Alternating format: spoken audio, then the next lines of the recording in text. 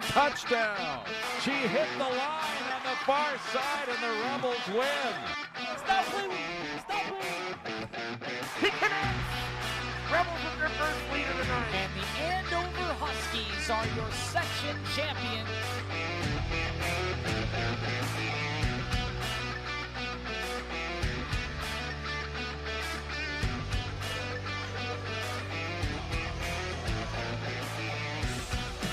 Good evening and welcome to Rebels Stadium High School Football Week 5. The Maple Grove Crimson ranked number 10 at 3-1, taking on 0-4 Champlin Park. Some tough luck losses for the Rebels, but they get their starting quarterback back, Sean Erickson, and we'll have more on that as we move through the game.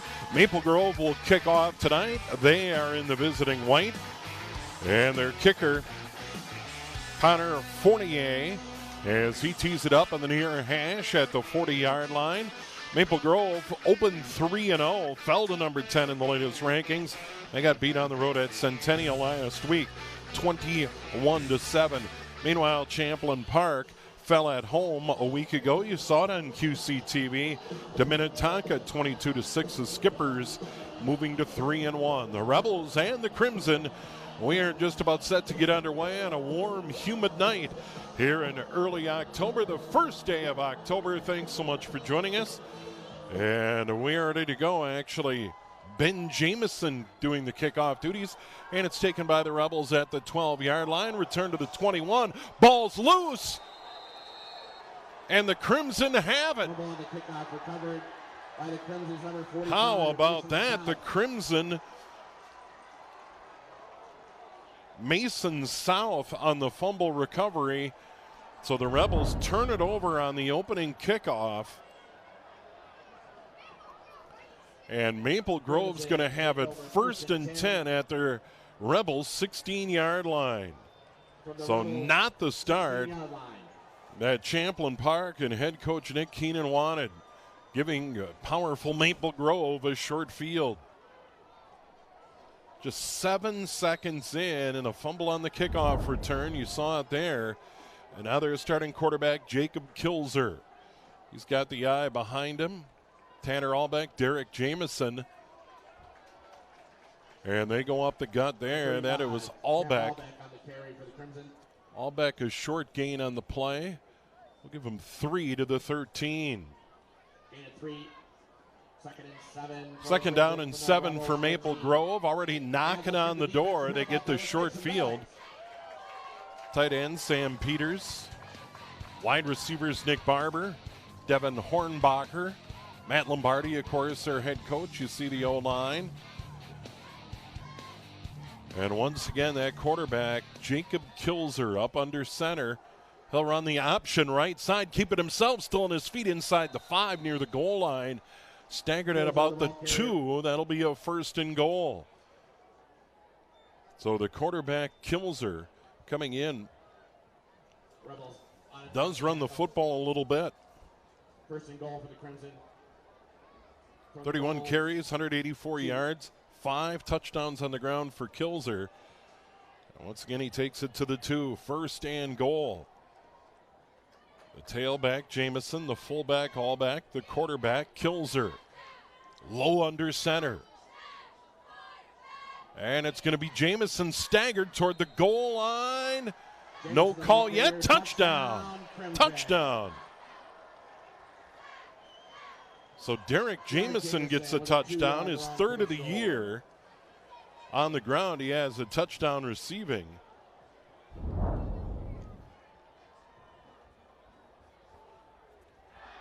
Number 90, Connor Fournier.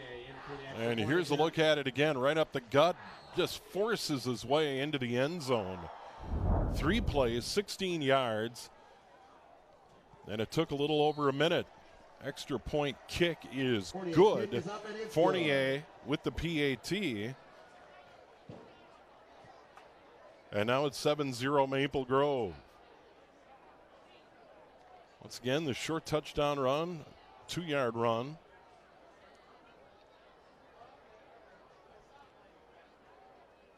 By Derek Jameson. Coming in 45 carries, 391 yards. add a couple to that total and a touchdown. And with 10:42 to go, Maple Grove takes advantage of the short field and the fumble on the kickoff and grab that 7-0 lead. Maple Grove on the year, an impressive start. They rolled at Osseo 49-7. And then at home beat Totino Grace 56-18. Rolled over Minnetonka in Maple Grove 35-7. Then on the road got beat at Centennial 21-7. And the Cougars tough at home, and they proved it that night. Here's it in Ben Jamison again to tee it up. And the Rebels will have two deep. Lorenzo Andrews and Emmett Tutt. Andrews on the far side, Tutt on the near side. And here's Jamison to the ball. High end over end into the middle of the field. Tutt from the 14 to the 20, cuts it back and is drilled at the 25. Did the ball come out of there again? Now they say it was down. Boy, oh boy, Rebels couldn't afford that. And now Champlin Park will get their first shot on offense tonight. 1st and 10 at their own 26-yard line. 10:35 to go, first quarter. And if you're just joining us here on QCTV, Champlin Park fumbled the opening kickoff. Maple Grove had it at the own 16, 3 runs, pay dirt. Jamison from 2 yards out. Gives the Crimson the lead, point after was good. Here's Champlin Park starters for Nick Keenan. The quarterback, Sean Erickson, back in there. Swing pass left, caught, and carrying it over the 30 to the 33-yard line. Nice pitch and catch to get started. I think it was Givens. Givens out to the 34-yard line, so a nice connection there. Coming into the game, Sam Erickson, 30-67, 311 yards, a touchdown, 5 interceptions. And he was hurt last week. He was replaced by the 9th grader, Brady Schornstein. Here's a handoff, second man through into the line of scrimmage. It looked like Robinson. Robinson to the 36, or very close to the 36, and that's what he needed for the first down. Here's Maple Grove defensively, 3-man front. Laudholtz, Atkinson South in the middle, McMahon, Uzel, Anderson, Cook, the linebackers. Gaines and Powers on the corner. Ross and Kilber are the safeties, and he did get the first down. So a run for a first down out to the 36-yard line. Barely got it. It didn't matter. That's all he needed. Here's a handoff, not much doing. Maybe the line of scrimmage air. And coming out of the bottom of the pile is Robinson. Robinson wearing the red sleeves. No gain on the play, 2nd and 10 for the Rebels. Darius Gibbons, a fullback. He'll sometimes play out of the Wildcat. Elijah Novak, one of the split outs. Emmett Tutt splits out.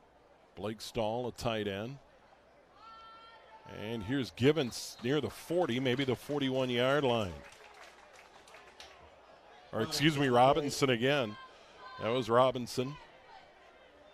Number 41, Mitchell on the tackle. And we'll call it a gain of 4 there to the 40-yard line. So it'll be set up 3rd down and 6 for Champlin Park. 8:50 to go, as you can see. First quarter, clock on the move. Maple Grove, the 7-0 lead. Sean Erickson, 5 yards back. Robinson behind him. Wideouts left and right. Erickson battling an ankle injury last week. And now they call a flag. Maple Grove pointing at the left side of that Rebel offensive line. And I don't know if it was Ellingson or Payne. Prior to the snap, full start on the offense, number 27, 5-yard penalty. Still 3rd down. It was Bremer, tight end. So Benjamin Bremer, the tight end, false start. Now it's 3rd down and 11 back to the 35-yard line. So first penalty of the game against the Rebels as they try and mount a drive. It's been a struggle for them offensively this year. Just shy of 78 passing and just 83 per game running. Rolling out. Here's Erickson. Tucks it under his arm, gets to the 40 and gets belted out of bounds. He got drilled over there. And coming over to shove him out of bounds with the shoulder is Aiden McMahon. That was a big shot by that inside linebacker. So now it's 4th down and 6 from the 40-yard line.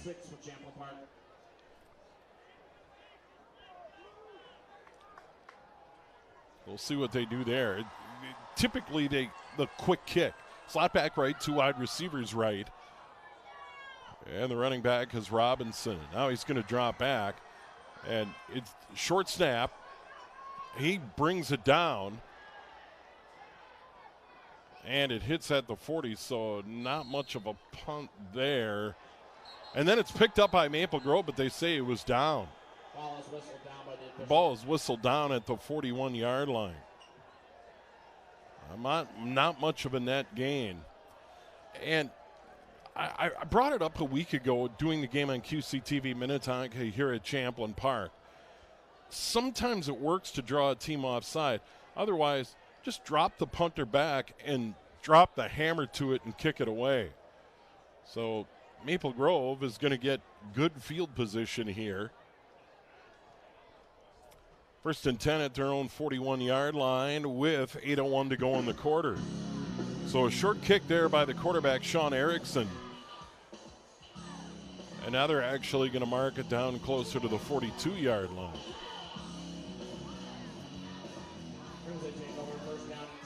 A week ago, Schornstein, considering he's a 9th grader, did a pretty nice job in that game. Tall order filling in for Sean Erickson, the junior. And now here comes Maple Grove and White. The quarterback kills her. Eye behind him. That's been the set all night. Fullback gets it. That is Allbeck. Allbeck stumbles his way out to the 47-yard line. Gain of 5. It'll be 2nd down and 5 for the Crimson. And Maple Grove stunned a little bit on the road at Centennial. They were 3 in a row. Oh, well, in the top 10. They're still number 10. And then they got beat on the road at Centennial, and you figured Maple Grove would have something tonight for the Rebels here on the turf at Rebels Stadium. Kills her under center. Second man, that's the tailback. Jamison with room, 40, 30. He's on the loose, 20, 10 to the pylon. Touchdown. Touchdown, Crimson. 53 yards, and it's 13-0 Maple Grove. Jamison with a 53-yard run for the score.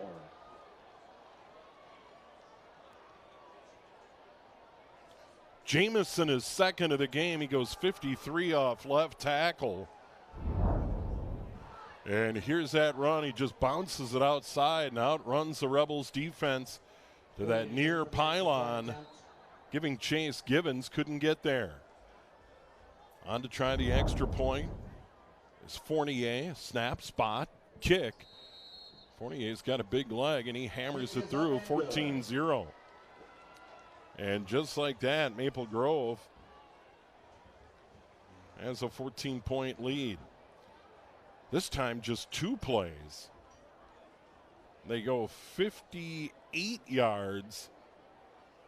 Capped by that 53-yard touchdown run by Derek Jamison. The senior just bounced it outside and takes it all the way to the house. Good crowd on both sides.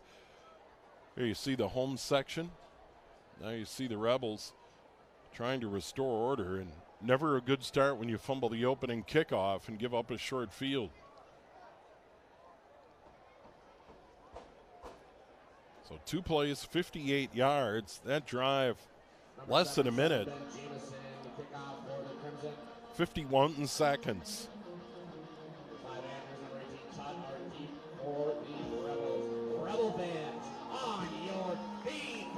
And now they're going to kick it off again for the 3rd time already in the quarter. And the kickoff specialist is Ben Jamison. Once again, 2 receivers back deep. Andrews and Tutt. This time they go pooch to the far side of the field. Bounces at the 26. Did Maple Grove get it? They did. They caught Champlin Park napping. They're going to get the ball back.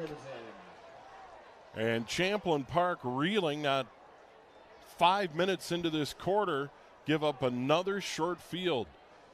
Well, there was a gap in that kick return team, and Matt Lombardi and Champlin Park, or Maple Grove, exploited.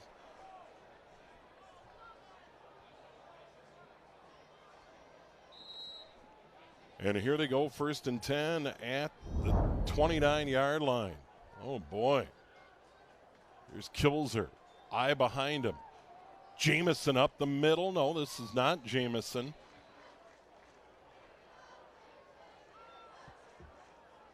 Is that Allback? No, it was not Allback. Olabaju on the carry for the Crimson. Olabaju carried it there. They got it to the 25-yard line. Gain of 4, 2nd down and 6 yards to go. Jamison getting a breather. Olabaju, the fullback. Play action. Kilzer sets up, throws left, caught left. Spinning his Allback at the 21. He'll be hauled down near the 15-yard line. Rebels read it. They were all over him. Kilzer's pass is complete to number Bremer was there, among others. Givens came over. Rebels, number 43, Issa. But that is going to be a 1st down to the 15-yard line. Crimson, Gain of 10 on the play. Rebels, 15. So they really mix it up. He got open in the flat. Champlin Park had it covered, but not until there was a 1st down.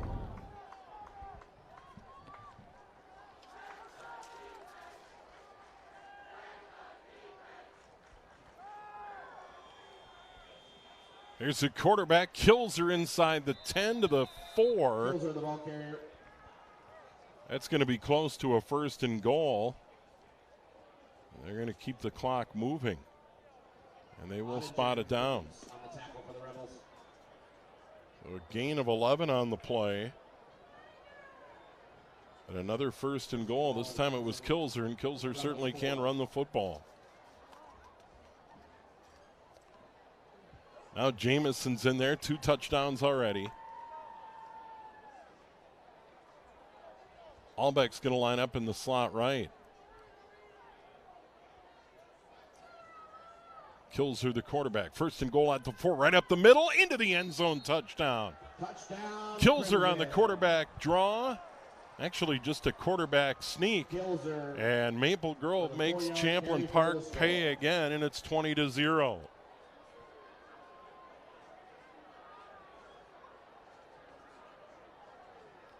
So Kilzer gets a touchdown. Number 90. Fournier into the extra point attempt. Fournier on to try the extra point. Snap, spot, kick. He hammers that one through. His pick is up And it's good. 21-0 Maple Grove. And he was just able to squirt through, almost unhit. He fell down in the end zone. And now it's 21-0 Maple Grove. It is a pink out. It is tackle, Another short cancer. drive. Tackle 4 cancer plays, Champlin Park High School, 29 supported by the yards. Shaver Foundation, which supports cancer research And this for one all took types of cancer, as well just as a couple of patient-wide care minutes. across the entire state of Minnesota. We are collecting donations this evening for this very important cause, and we need your help. 100% of the So proceeds go to the mistakes, Randy Shaver mistakes, Foundation. mistakes for the Rebels. They fumbled the opening kickoff. Maple Grove had to go 16 yards. Champlin Park punts it away. Maple Grove then takes it 42 yards. Maple Grove gets it at their own 42-yard line. They get a 53-yard touchdown run from Jamison. And then they pooch kick to the right side of the field. No one there for the Rebels. Maple Grove covers up. And they have to go 4 plays, 29 yards. 3 for 3 on extra points. That's where we stand, 21-0. Jamison with 2 touchdowns running. Kilzer with 1. And here's Jamison to kick. Ben Jamison, that is. And it's caught at the 10.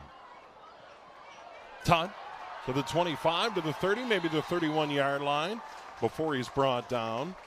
On the tackle there for Maple Grove is Jacob Anderson. So tough to good return. Let's see if Champlin Park can get something done on offense. Let's look at that radar picture. We could see some showers here at Rebel Stadium on the border of Champlin and Brooklyn Park here in 109th. Ball at the 31-yard line. 4:58 to go in the quarter. Sean Erickson, the quarterback. The running back, J.J. Robinson. He'll drop straight back, rushes on, set up a screen, Robinson, and Maple Grove blows it up. They were all over that play over there defensively. Erickson's pass complete to Robinson. Not much doing there. They actually lost a little ground inside the 30 to the 29-yard line. By the Crimson's number 28, Ross. Loss of 2 into play, 2nd and 12. Good play defensively. Michael Ross read it all the way. And as I mentioned at the top, the Rebels under 100 yards passing and rushing on the season. So down 21 rip here at home. It's a big challenge. Erickson takes the snap, and he just gets walloped. Maybe lost another yard on the play. Nowhere to run. Coming out of the bottom of the pile there is Number 7, Skansen. Laudholtz was there. 3rd and 13 for the Rebels from their own 28. Third down, 13 yards to go from the 28-yard line. The Rebels will send Tutt and another receiver out to the left. That's Stahl. The quarterback is Erickson. Robinson, the running back. He'll drop back. Pressure on. He gets sacked. First man there was Mason South. And Erickson's getting up slowly. He just got drilled back at the 20-yard line. Absolutely no chance. And he's still writhing in pain back at the 20. Loss 8 on the play. The Rebels will be forced to punt here. And with the injury timeout with 3:33 to go in the first quarter. You saw that hit. 3 Crimson on him. And as we mentioned, the Rebel quarterback, Sean Erickson, out a week ago with an ankle injury, and he got knocked down pretty hard. Now they're helping him up, and they're going to help him off. You can see that ankle tape. That's what kept him out of play last week, and he's not putting any weight on that right now, so we might be going back to the freshman here tonight, Brady Schornstein, who played a week ago against Minnetonka. So a really tough start here for Champlin Park. At home here in week 5.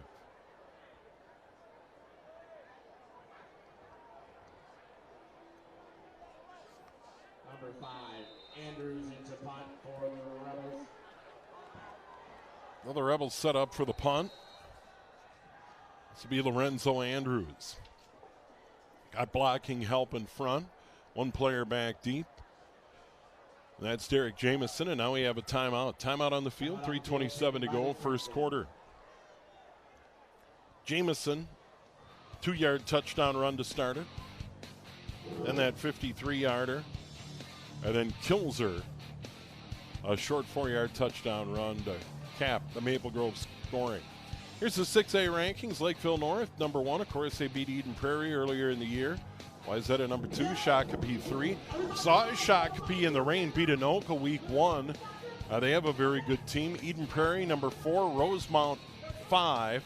St. Michael Albertville 6. Stillwater unbeaten in 7. Then Prior Lake unbeaten Woodbury. And there's the Crimson at number 10. They had dropped 5 spots after losing on the road at Centennial a week ago. So we'll set up for the punt again. 3:27 to go in the quarter. And Jamison standing just inside midfield at the 49-yard line. So Andrews, high snap into the end zone. He's going to pick it up, and he's going to run it out of there. He's to the 10, then he kicks it away on the run. What a play! The 40, the 30, the 25, and it's going to be down by the Rebels at the 22-yard line. Well, you never know what you're going to see when you come to a ball game, and that was quite a play by Andrews. retrieves the snap in the end zone, runs up the far sideline, and uncorks a beauty on the run to get the Rebels out of trouble. Wow. Watch this. Andrews tucks it under his arm, and then on the run has the sense to boot it away. That was terrific. And Maple Grove's going to start their fourth possession at their own 22-yard line with 3:10 to go here in the first quarter. 3 drives, 3 touchdowns. This by far and away their worst field position of the game. And here's Kilzer under center, dropping back. Airs it out over the middle, has a man, and it's broken up. Great defensive play. The intended receiver down there for Maple Grove was Anderson, but a great defensive play by Champlin Park. Wasu, Obi Nawasu with him step for step. That was terrific. So 2 good plays in a row. After the bad snap on the punt, Andrews with the amazing punt on the run. That should be a highlight on Channel 4 or Channel 11 tonight. That was terrific. Here's a handoff. Jamison almost breaks through. It's one of those backs every time he touches it. Jamison out over the 32-yard line, very close to a first down.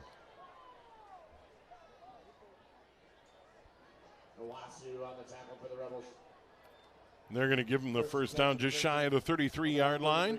Another 10-yard run. And Jamison quickly closing in on 100 yards already in the first quarter. Had that 53-yard touchdown run. Had a 2-yard touchdown run. Adds 10 to the tally there.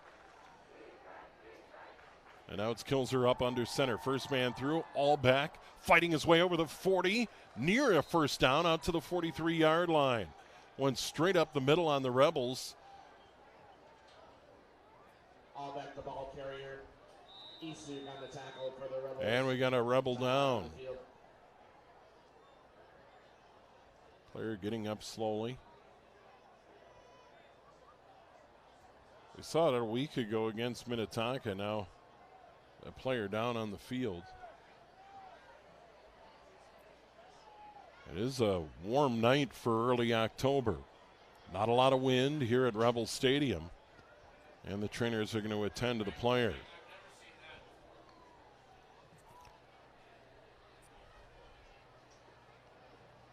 They're going to mark it down officially at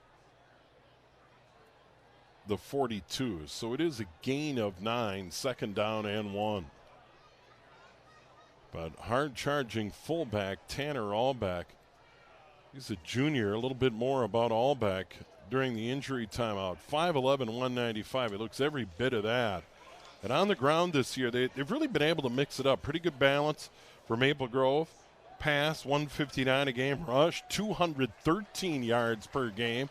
And trotting out the field for Champlin Park. One of their keys, Isu. He'll go to the sideline. It looks like he'll be okay. Take a play off. Hopefully get back in there for Champlin Park. So here they come. Kilzer is the quarterback. Allback coming in.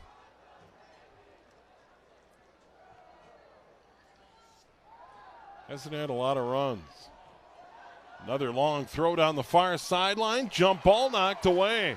Defensively again, Owusu. Kilzer's pass intended for number 12, Anderson. Broken up by the Rebels, number 1, Nawasu. Nawasu, a good job there. They tried to hit Anderson, and he has been there step for step. Now it's third down and a yard to go at the Maple Grove 42-yard line. So he's done a good job defensively on the deep ball. And the quarterback, Kilzer, throws a nice ball.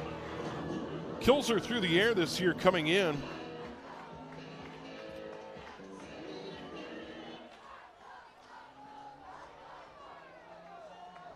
(30 of 56, 567 yards, 4 touchdowns. More importantly, no picks. Up the gut. Looked like that was Allback over the 50. chugging his way to the Rebel 47-yard line.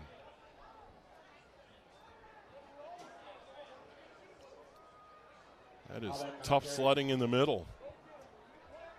First and 10 for the Crimson. And he'll run it into Rebel territory at the 47-yard line.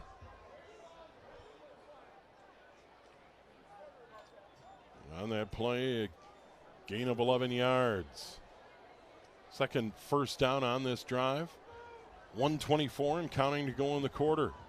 Slot back left, eye behind him. Fake the toss sweep. Here's Jamison. Jamison to the 40, the 35, the 30. Gets to the outside, hit at the 15, still on his feet, fighting to the pylon. Got drilled, but he got his third touchdown of the game. This time, 47 yards. What a run. Jamison with a 47-yard run for the score. That puts him over 100 here in the first quarter. Jamison, look at the hit here. And then at the 10, and then just get drilled by Givens at the goal line. It still counts. And now it's Fournier to kick it away. He's 3 for 3 already in the first quarter. But Jamison over 100, his second long touchdown run of the game, his third overall. Fournier high and good. And it's 28-0. Well, longest drive, 6 plays. Maple Grove goes 78 and lead at 28-0 here in the first quarter. And it made the Rebels pay for 2 turnovers, both on kickoffs. There's a spot for you at the Brooklyn Park Chick-fil-A. We offer competitive pay, scholarship opportunities, and leadership advancement. When you fumble that opening kickoff, especially in a situation where you're the underdog coming in at 0-4, and set powerful Maple Grove up at their own 16, and I tell you what a performance by Derek Jamison. Averaging almost 100 a game. 391 coming in. He's tacked on another 100 plus here in the first quarter. Unofficially, of course. And that drive took 201. 6 plays, 201. They go 78. And now it's Ben Jamison to kick it off. Not to be confused with Derek Jamison's 3 touchdowns. The quarterback, Jacob Kilzer, has a touchdown. On the near side, here's Tot to the 20 and then shoved out of bounds. Looks like the 21. So now Champlin Park will get it back and try and get something going. And I would assume we'd see the freshman quarterback, Brady Schornstein, after Sean Erickson was knocked out of the game. From their own 21. Steve Thompson here.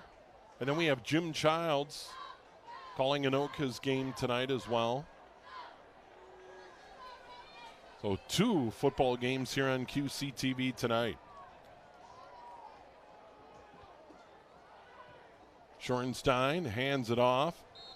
And new running back in there, Arthur Russell, and he loses yardage. And the Rebels haven't had a lot of positive yardage here. 45 south on the tackle for the Crimson. For the Rebels, number 17. They'll lose 1, second down and 11. So Arthur Russell getting some carries. Looks like Russell will be there behind Schornstein. The 9th grade quarterback played the entire way last week against Minnetonka. Russell again dropped for a loss back at the 16-yard line.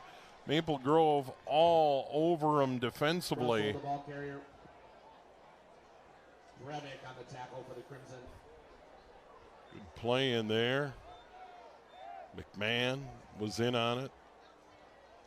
Breivik. Here's Breivik.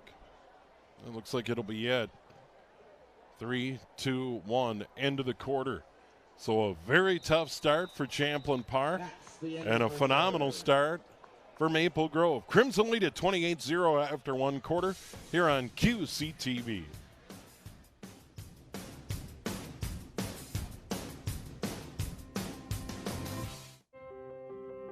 When I first saw a turtle, my heart was full. Now anything but lonely. We had this like deep connection, this heart connection. He just wants to be close to you and part of your life. Every day with Turtle is a perfect day. When I'm holding her, it makes me feel calmer. I think everything he does shows how much he loves us. When we adopt a shelter pet, we discover they're a little bit of a lot of things. But they're all pure love.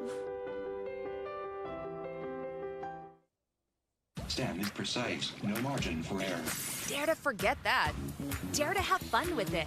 Get weird with it. Dare to send those old STEM theories flying past the neighbor's house into outer space. Dare to program something internet-breaking, record-breaking. Dare to blow their minds. Dare to learn the difference between sedimentary and metamorphic rock. Go find those rocks. Dare to keep daring. Dare to STEM. Check out She Can STEM to get started. There we go to quarter number 2, 3rd down and 14 for the Rebels at their own 17-yard line. Shorenstein sacked back at the 11-yard line. Right now, Champlin Park going in reverse on every play. They're going to give him the 10-yard line. So 3 consecutive running plays, 3 consecutive lost yardage plays, and now it's going to set up 4th down and 21 for Champlin Park, and they're going to punt it away. This will be Andrews. Number 5, Andrews is in the punt. So Lorenzo Andrews will kick it away from his own end zone. Big student section for Maple Grove across the way on the east side of Rebel Stadium. He's got max protection in front of him. He'll kick it away. And this punt, fair caught by Jamison at the Champlin Park 39-yard line. Jamison 3 touchdowns in the first half. At the Rebels 39-yard line. Well, here comes Maple Grove again. 4 possessions, 4 touchdowns in that first half. 3 for Jamison, 1 for the quarterback, Jacob Kilzer.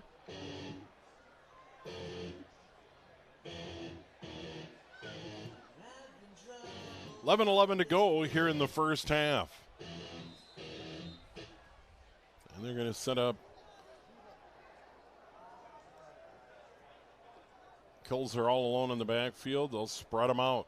Slot back right. He'll drop back to pass. Plenty of time. Now under pressure. Escapes out of there. Throws on the run. Near sideline. Caught 10-yard lines. Down the sideline into the end zone goes Allback. Well, they air it out on the first play from scrimmage, 39 yards. 35 Allback, a 39-yard touchdown play.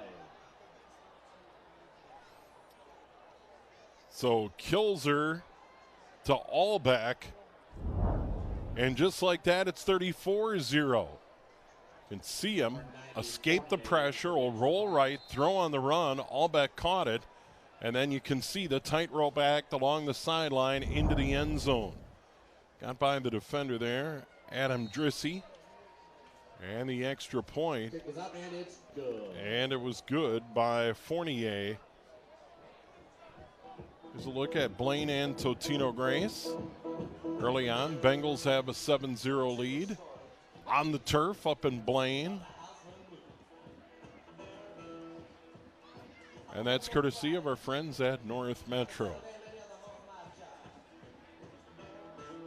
I like that blue on the sideline. That's kind of cool. It's a good look. Tough start, though, for the Rebels here tonight. A nightmare start. That drive, 1 play, 12 seconds. And that's a touchdown pass. Kilzer to Allback along the near sideline.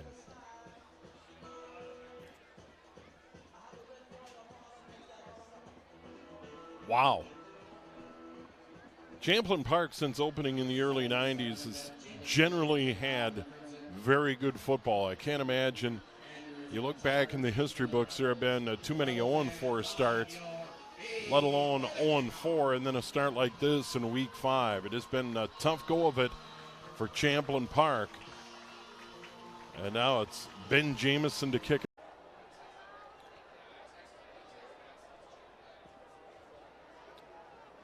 Positive yards was a 5-yard run before a punt early in the first. Here's a swing pass caught over on the left. Stahl, actually Stahl lined up left. It was a back position, standing to his left. Maple Grove, now it's Schornstein. Hit at the line of scrimmage, maybe got a yard. He was stacked up. Touchdowns for Maple Grove. 4 in the first, 1 here in quarter number 2. All on the ground in the first. And then through the air, punt from their own 15-yard line. So loss is 6 on that one. And Andrews is going to kick it away with 9 minutes to go in the quarter. 8:45 to go here in the quarter.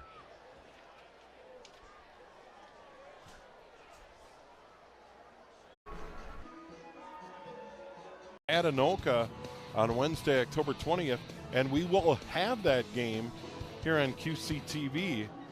And the great Jim Erickson, Allback, has a touchdown through the air. And not much there. Jamison for a couple. Second down, 8 yards to go for Maple Grove. Kilser, the quarterback. Toss sweep, left side. The penalty is going to go on Maple Grove, or is this a turnover? Let's see what this is all about.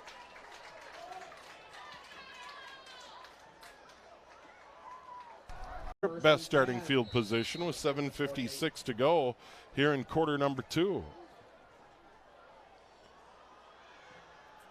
Schornstein, the Maple Grove 48-yard line. Now Brady, gain of 12. First down for the Rebels. This is their second first down of the game. He tackled him from behind on that play. Schornstein calling out the play. Be Robinson in the backfield. Givens the lineup. 3rd and 5 for the Rebels. I don't know. It looked like that was deflected. Let's see it right here. Yes, deflected in the air, and then it comes right back into the arms. How about that?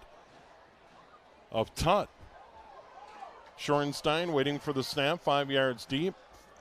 Another 4 yards behind him is Robinson. Trips over to the right, including Givens as they spread it out on 3rd down and 5 from the 31-yard line, and the play clock expires. And I think Champlin Park. Champlin, second of the half. They did get a timeout in time, so it'll be 3rd down and 5 out of the timeout. But that was a ridiculous play in the middle. Could have been picked off by Maple Grove, but it was caught by Tutt. It's deflected in the air and falls into the hands of Emmett Tutt. And the junior picks up 5 yards on the play, setting up this 3rd down and 5 for Champlin Park.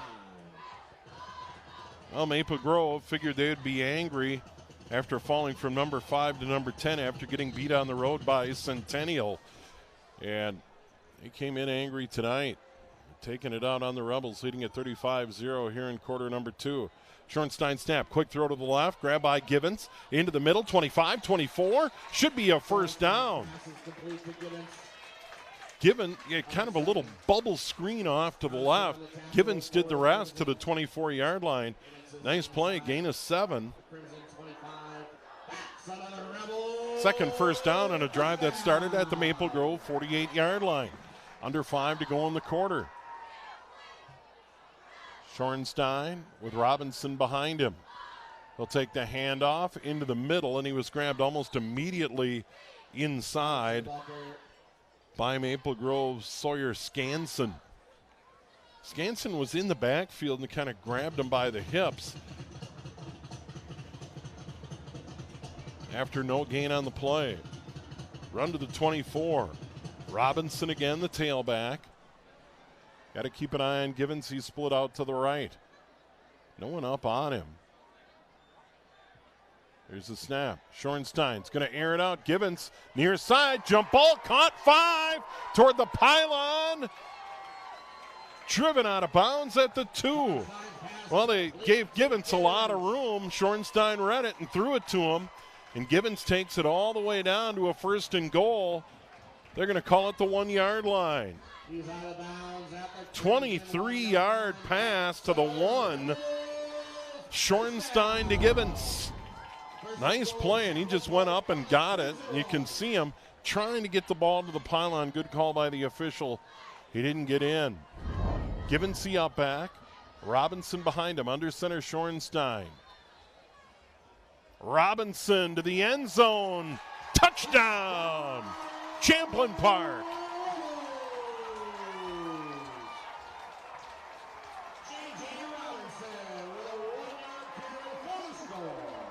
Well, been a tough night for the Rebels, but that drive goes 48 yards, capped off by the Robinson touchdown run. They were able to move the ball pretty effectively. So now 35-6 here in quarter number 2. And Schornstein is going to huddle them up. I think the Rebels are going to go for 2.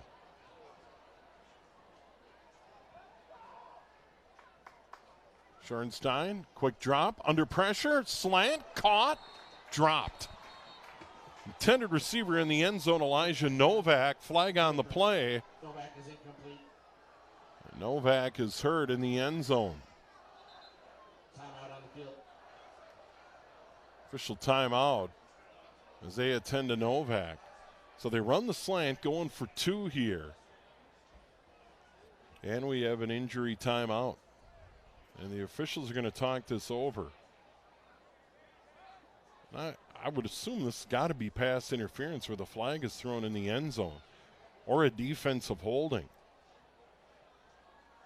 The only other scenario is a push-off. I don't think we're going to see it right there.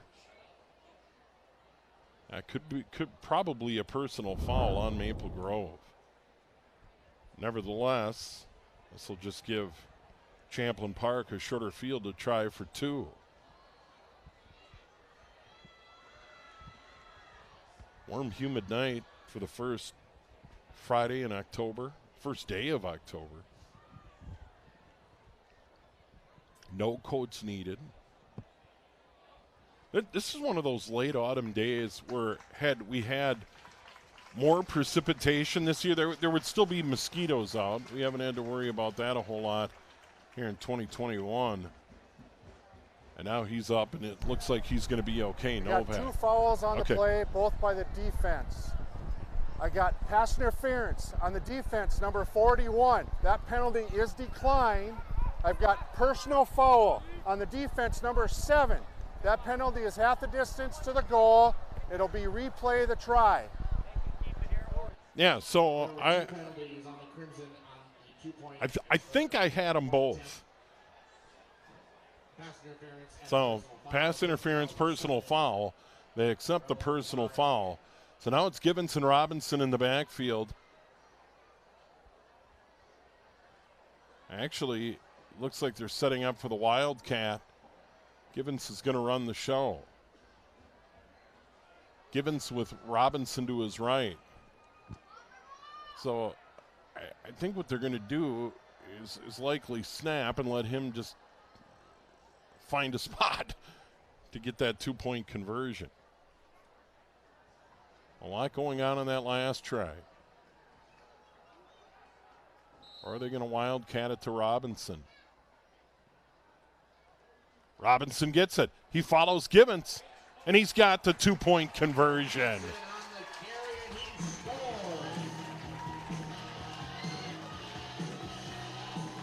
Oh, it's 35-8. Good job, though, by Champlin Park to bounce back, and led by some pretty good plays by Brady Schornstein. There it is, wildcat to Robinson, and he gets into the end zone with Darius Gibbons leading the way on the block. So Champlin Park found a little offensively on that drive, and that's a good thing. 4:01 to go in the quarter. That drive just under 3 minutes. 8 plays.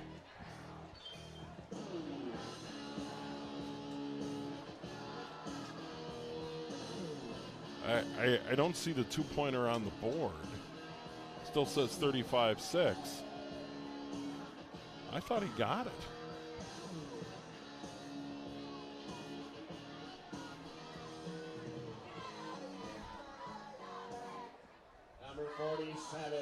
Weston Carter in to kick off for the Rebels. Yeah, let's see it again. Yeah, that looks good to me. It's not on the board yet. It is 35-8.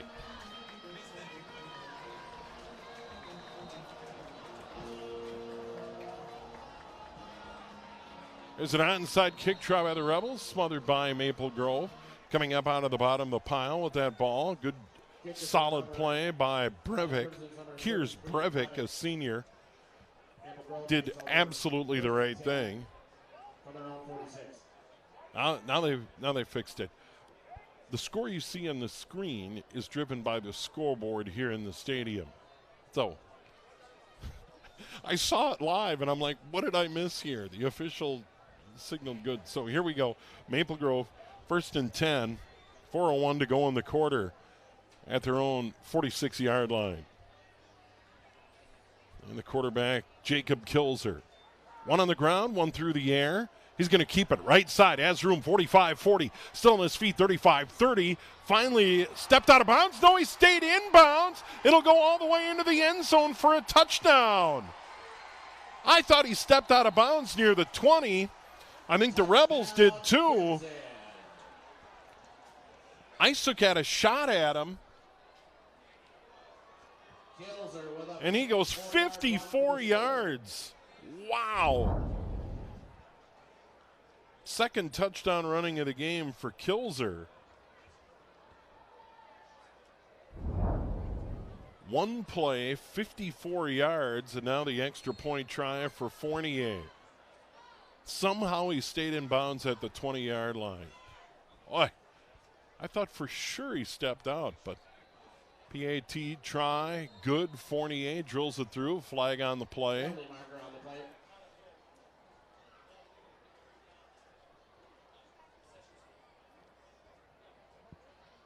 I think the Rebels may have been offside.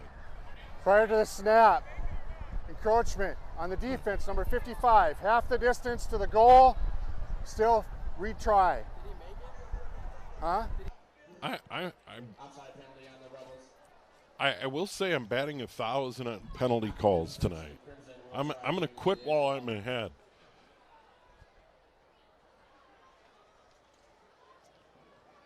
Holders Caden Volkall. At the distance, extra point try here for Connor Fournier. He's got a big leg. He hammers that through. 42-8, Maple Grove. I'd like to see him line up a field goal. He's good. As the Rebels would like to thank Champlin Park will get it back with some time here in quarter number 2. Maple Grove, they'll finish home to Wayzata next Friday night. Should be a huge crowd for that. Then in 2 weeks, they'll be home with St. Michael Albertville. So number 2 Wayzata, number 6 St. Michael Albertville in the next 2 weeks. And then they'll finish on the road at Mounds View on Wednesday. That's a traditional MEA Wednesday night game. In my mind, it'll always be MEA. I'm not going to call it anything else. That's what it was when I was a kid, and it's going to stay that way. Well, Maple Grove took advantage of 2 turnovers in that first quarter, sprinted out to a 28-0 lead, now lead at 42-8. Kilzer, a couple of touchdowns on the ground, 1 through the air. 3 touchdowns for Derek Jamison tonight, and 2 of those runs long ones. 53 yards.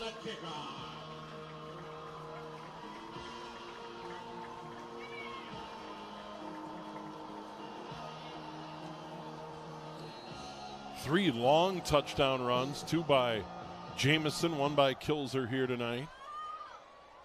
And that kick taken by Tutt at the 1. To the 15, tries to get outside, fights his way near the 20-yard line, wrestled out of bounds at the 18. Good kickoff coverage by Maple Grove. number 20, Towers, takes him out of bounds for the Crimson.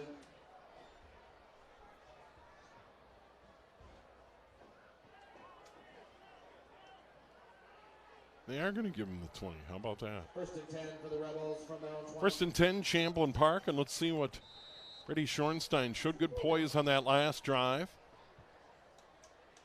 Blake Stahl coming out. He'll be split to the right. Tutt's going to be out to the right.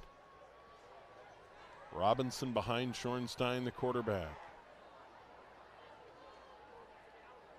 Givens goes in motion. Schornstein takes the snap, and I think we have a false start. There I go again. I predicted I'm probably going to get it wrong. Prior to the snap, full start on the offense, number 75, 5-yard penalty. Replay first down. So first down and 15 for Champlin Park, back at their own 15-yard line. Leaving the field on a cart, quarterback Sean Erickson. He was injured earlier in the game. He missed the game a week ago, came back and had that ankle injury and re-injured it. Robinson to the right of the quarterback, Schornstein. In the slot, Givens. First down and 15.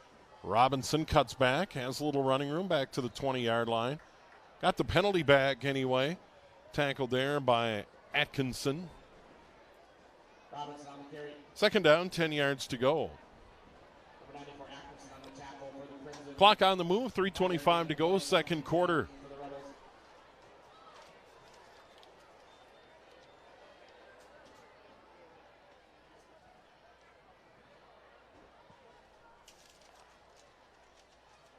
Robinson up the middle for a couple. Stacked up, driven back. McMahon in the middle there. A lot of crimson around the football. Actually climbing onto the bottom of the pile is Jacob Anderson.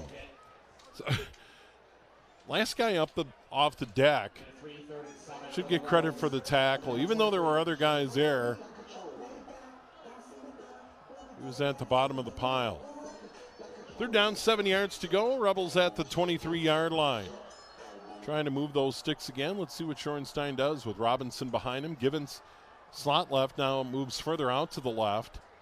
Schornstein is going to air it out. Jump ball for Givens, and he hauls it in at the 39-yard line.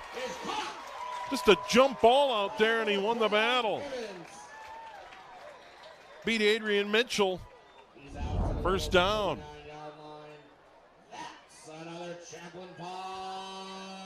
Just going up for a rebound on that one. Gain of 19, first down Rebels. Good play.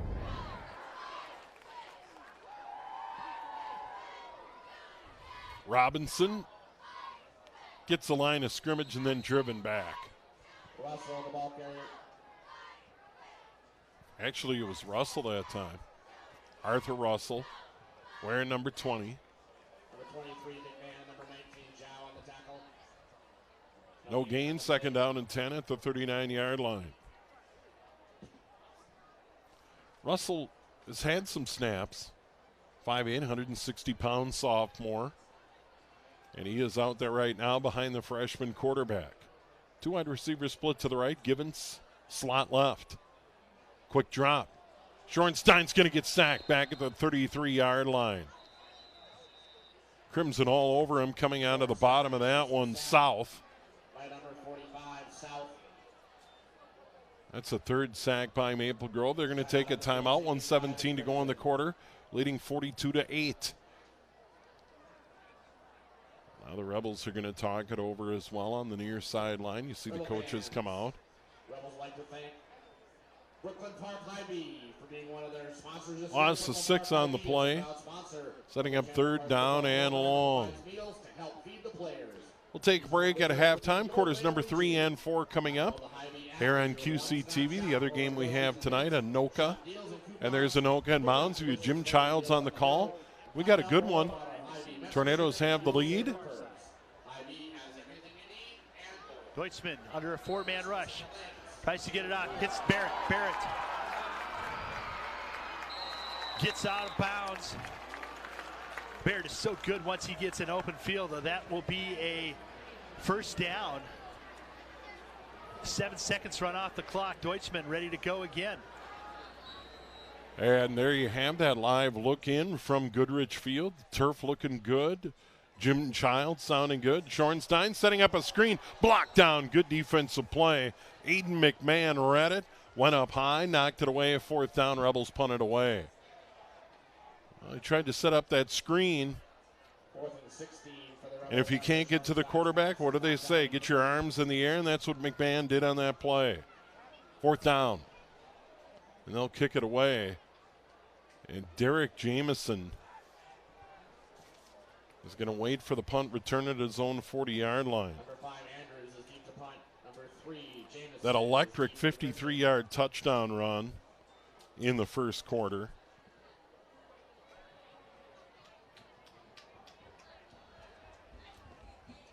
That one's going to be down at the 35-yard line.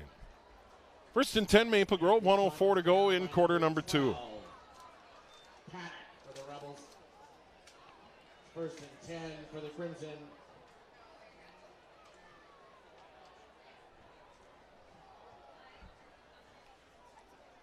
And one note about Anoka, I saw him on the road at Shakopee, and the Sabres are 4-0 and ranked number 3. And Anoka had a tough night, but since then the Tornadoes have played pretty well. Been able to get some W's. Here they are in week 5 with a chance at home against Moundsview. Here's Kilser rolling right, throwing on the run. It's caught out at the 45-yard line. That's a good throw on the run and a good catch.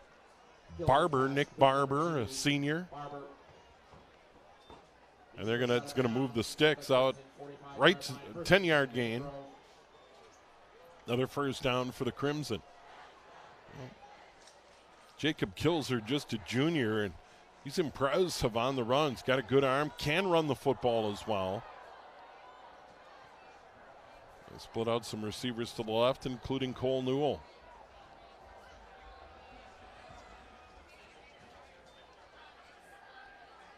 Kilser's going to roll out left side, throw on the run. Out near the 1st down marker at the 45-yard line, maybe the 46. It's caught, gain of 9 on the play. That's a tough throw for a right-handed quarterback, and he got it there in time. Hornbacher hauls it in. 2nd down, 1 yard to go. They shuffle in players. Matt Lombardi, great quarterback in his own right in his playing days. Long-time coach now at Maple Grove. Jacob Kilser, the quarterback. Derek Jameson to his right. They'll drop back and roll right. He's going to throw on the run. Caught at the 36-yard line. Hit almost immediately there was Albeck. Albeck has a touchdown catch. 1st and 10, Crimson. Gain of 10, 1st down. Move the sticks, 36 and counting. Kilser now with Jameson to his left. Albeck in the slot to the right. He'll drop back. He's going to step up. He's under pressure, and he's going to get hit right at the line of scrimmage. Rebels swarm him. Kilser, the ball carrier. Probably could have run for 5-6 yards. Tackle on the play there by Champlin Park's Adam Drusey and others. No gain on the play. 2nd down. No gain on the play. And you know that's one of those where he was thinking throw all the way, and in reality, he probably could have run for a 1st down. And I think you see the Crimson huddling up there with Matt Lombardi. Doing some things for tackling cancer here this evening, so be sure to stay with us for halftime. But that was one of those where he was so intent on throwing, he ran along the line of scrimmage. If he just would have tucked it under his arm, easily would have had positive yards and still had time on the clock. Maple Grove out of timeouts. Champlin Park has 1 remaining. 2nd down and 10 from the 36-yard line. They spread it out again, up 42-8. Trips to the right, 2 to the left. Here's Kilser. Straight back, Rebels putting on pressure, rolls to his left. He's going to get decked over there.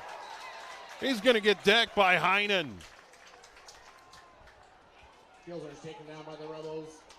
Number 40, Heinen.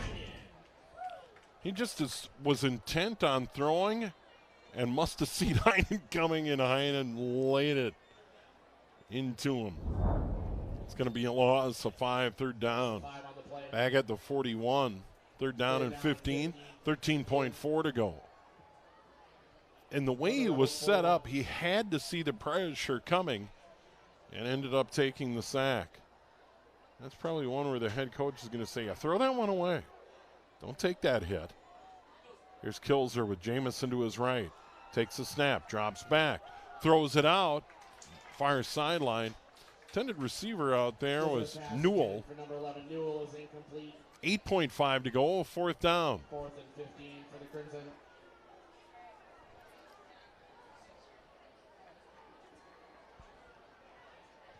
Again, you can see in the shot there, a big student section from Maple Grove. Certainly not a long drive from Maple Grove to Champlin Park. I think you could probably stand on top of the press box and see Osseo and Maple Grove in Park Center, or at least the lights of the football stadium. So close proximity between all these schools here in northern Hennepin County. Quick drive over on 610. Can't be more than 10 minutes away at the most. And now we got a flag.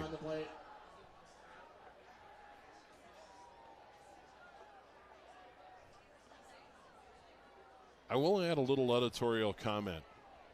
They already need to expand 610. 2 lanes in each direction. I think they got to think 3 sooner than later. And we have a procedure call, 5 yards back to the 46. It'll be 4th down and 20 with 6.1 to go. Aaron, quarter number 2.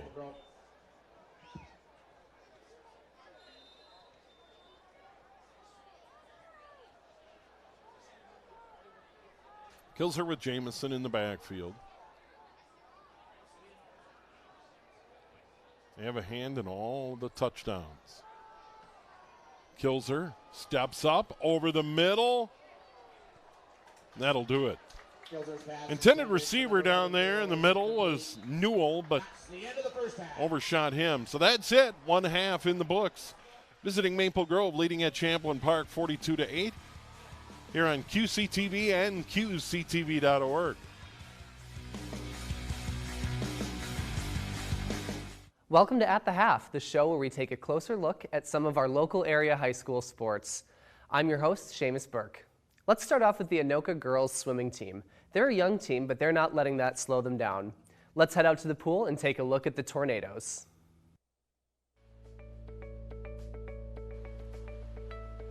This year kind of feels more like 2019. We are more together, but still I'd say like with the practices, our practices are separate for JV and varsity. So there's still like a divide between teams, and like we still have limited amount of people in like certain places. And it's more like the people are just trying to get back together than they were from last year where we didn't have any interaction. It does feel a little bit more normal. Last year we were always very divided and very separate. And I didn't even get to like meet some new people last year, so I feel like I'm getting to like meet them for the very first time, so it's pretty great. Well, we lost 7 seniors who were all section qualifiers the last couple years. And then we lost another swimmer to volleyball because she wanted to play volleyball, a good swimmer. So we have 8 pretty important spots to fill. And we have young 8th and 9th and 10th graders that are going to step up this year, going to have to step up to fill some spots. We saw some stepping up last night at conference relays, and we'll just have to put more pressure on them, and it's going to be fun. A young team. When I first joined, I was just like, you know what, this is a very like hard sport, but then the people on the team really just like showed me how great it was, and I fell in love with it.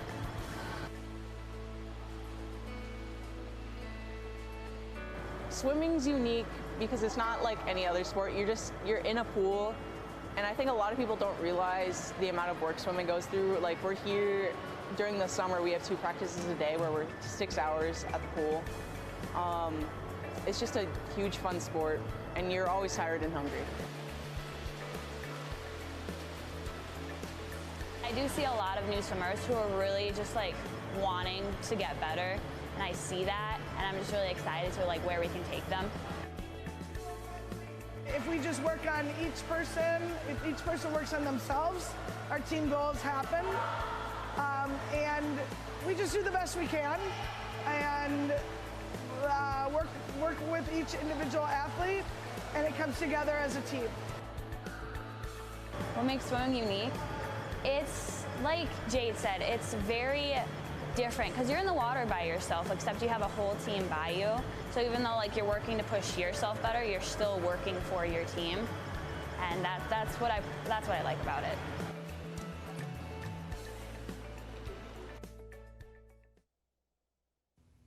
You see them at football games, but have you ever thought about what goes into pep band prep for each game? Let's head out onto the new turf at Huskies Stadium to learn more.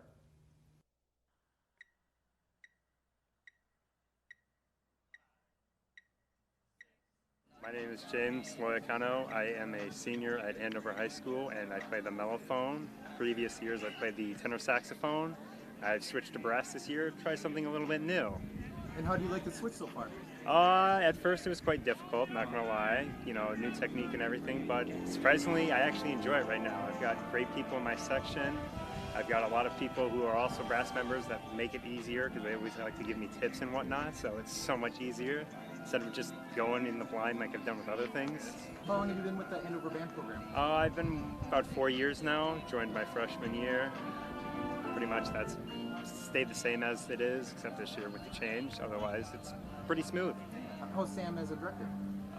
Very fun. Yeah. You know, we get the job done. That's very important, and we like to have a lot of fun along the way. So it's a great experience. So, working with Sam, is there anything you're building up to this year? Any big events? Really, it's just to get better at being a music audition and maybe go to college and participate in a different, college band. Eau Claire looks kind of interesting, Mankato, something like that, so it'll be a great way to get some experience. I'm Deuce Freiland. I am a senior this year, and I play the trumpet in the Andover High School marching band. And how long have you been with Andover? I have been in the program for 3 years now. I started in 2019, and then I fell in love with it, and I've been in it ever since. Have you always stuck with the trumpet, or have you tried to pick an instrument? I've always stuck with trumpet. I gotta stay close to my roots. My family was brass players. They all played trumpet, and so I just have to play trumpet too. Yes, I have been playing trumpet since 6th grade. And so, my freshman year, hopefully we can just get it. Hopefully we can get it again and, be state champions for Class A. But whatever happens, happens. We had a great... Very close bond. And I'm also looking forward to the chance of going to state because I never would have thought that would ever be like a possibility at all. Some of my goals are that I'd really like to get a personal best this year in my 5K time. Just to break 17 minutes, and that should set us up for going to state this year. I think we're going to be a pretty spectacular team just based on visually what it looked like at our own home meet. It was a great atmosphere. I was doing Nordic skiing in the winter, and once I finally realized that a lot of my other friends on the team were doing track and cross country, I eventually decided to do it myself. And I stay in the sport because I really like the community-based activities and the racing atmosphere and the support that comes with this large and great community. Girls team, I'm going to say the depth 1 through 10. It's the deepest team we've had as far as high-end quality. And not a lot of separation between numbers 1 through 7. Well, even that, based on performances on Friday, 1 through 12 was pretty tight. I think we were like 1 minute, under 1 minute between our number 1 and number 5 from their finish times. So that's phenomenal. On the boys' side, I think the other teams are going to have less expectations of us. We're going to have higher expectations of our performance, and that showed. We were 3rd on Friday. Competing against a strong Hopkins team and an Orono team, which should be, well, close to being ranked. So I think we're going to surprise a lot of people. That's it for this edition of At the Half. Make sure to stay connected with us on Facebook, Instagram, and Twitter, as well as channel 859 and at QCTV.org. Thanks for watching.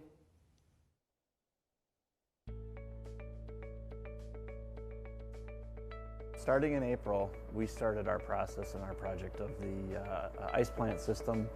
We went from a R22 refrigerant system to an ammonia system. With that came new boards and new glass. Right now, the project is at getting to be the final stages. We now have our boards in and complete.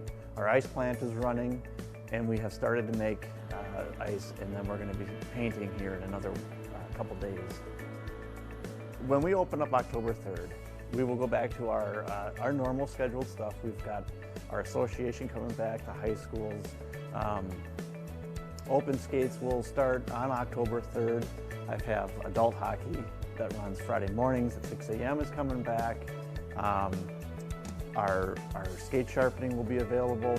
We have skates to rent during our open skate. We have also just a pro shop with just minor things of tape, skate laces, and mouth guards. The community rooms have been open the whole time. Those will be ready to rent as well. We now have an ammonia system. Now it doesn't change how it affects the player, it's just a different way of chilling the ice and making ice. It is a more efficient system, and you have less of the refrigerant itself. So just our old system had 6,000 pounds of refrigerant, and our new system now only has 500 pounds of refrigerant. So it doesn't impact what you will see, normally in a rink. It's just on our end, it's better. It's a better system. It runs more efficient, and will save us money in the long run. Overall, yes, the project has gone well, and yes, we are excited to have it done and open it back up to the hockey players and skaters, and they will notice there's some different colors to the boards, glass, and stuff like that. That would be the most noticeable stuff, but otherwise everything else was it's all behind doors and kind of not the bells and whistles of what you can see now out here. We are very busy. We have a lot of touch-ups, a lot of things that just need to get put back in place.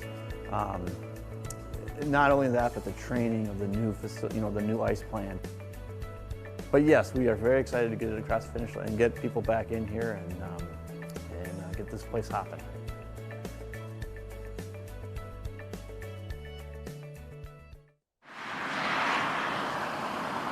Overall, things are going pretty well. Between a resignation early in the year, a couple of retirements, a couple medical issues, and then we've got a few out with COVID recently. We've been a little short-handed. The officers have been busy, and we've been kind of running them a little bit thin. But that's starting to turn around for us a little bit right now. We hired 3 replacements for the officers that we lost. 2 out of the 3 have now completed their field training, and they can now work patrol shifts on their own. The 3rd one is still working his way through his field training, but that's going pretty well. And our COVID guys are starting to come back, and so we're starting to get back to normal staffing. But overall, things have been pretty good. So what I'd like to say about our community outreach is we've been down a little bit because of COVID, and that's, with the resurgence right now, that's not going to change a whole lot. We have had a couple events that we've had this summer, and then one recently. And so I'd like to thank everybody that made it to Cones with a Cop. We held that over at Cullen's Ice Cream, and we had a fantastic turnout. We had over 500 people there. It went really, really well. And then just recently, we held an event where we actually, instead of having a coffee with a cop, where everyone comes inside, we received an enormous amount of donations of food and gift cards and things this summer with all of the unrest that was going on. And so we had more coffee gift cards than we could ever possibly use. So we thought it would be a great idea to kind of pay that forward a little bit into the community. And so we went to Caribou Coffee one morning and paid for coffee until our gift cards ran out. And it lasted about an hour, and I don't know how many people got served, but there were quite a few, and so that went really well, and we were glad to be able to do that. Metro-wide, there's been a real rash of residential burglaries, car thefts, and then thefts from cars. And in a lot of those, the way they've been gaining access into the house is by breaking into the car in the garage, or frequently not breaking into it, just opening up the door, and then using the garage door openers that are in those cars to get them into the house. And then sometimes what they're doing while they're in the house, and they've done this here in Champlin and other places, while people are asleep in the house, they're walking through the house looking for the car keys to steal the car. So really the biggest thing I can tell people right now is if your cars are outside, please lock them up. If they're outside and even locked, take your garage door openers out of them, because that's been a real problem for us. And then again, as fall comes and winter comes, we like to tend to start our cars and warm them up outside the houses. Just keep in mind that makes your vehicle a prime target for a car thief. And so if you have remote start, great. If you've got any type of ignition bypass in your vehicle where you can take the keys out while it's running, please do that. We had one last year where a family had both of their cars stolen while they were running in the driveway outside in front of the house. And so they won't take just one, they'll take everything that's running. So just be aware of that and do the best that you can to keep those things from running with the keys in them, if you can do that. And then, finally, the last thing that I have is, we'd like to thank the community for all the support that we've received, particularly in the last year. And it's been a difficult year in a lot of ways for a lot of people. And so we've gotten just a tremendous outpouring of support, and we really appreciate that. So we'd like to say thank you for that. And just a reminder that, we're always here. If anybody needs anything, if you need the police, call us. We're here for them.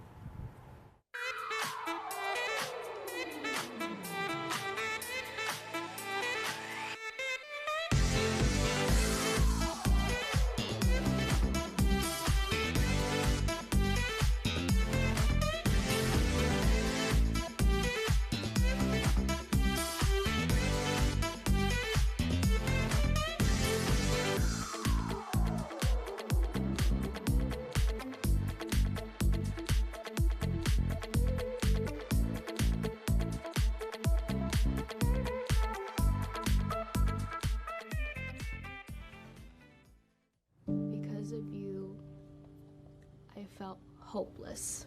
I know it was a joke, but it still hurt me. Because of you, I felt wanted and not alone in this world. Because you said hi to me on the first day of school, I felt included, and I knew that I was going to be okay.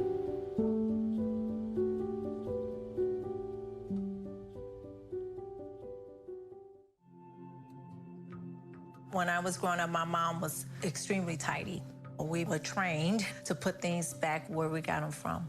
One day, when I walked into my mom's house, I felt like I walked to someone else's house. There was stuff everywhere. And just growing up the way I grew up, and to see this transition was very alarming. When Sean talked to me, it was a wake-up call, and that's when I went to the doctor.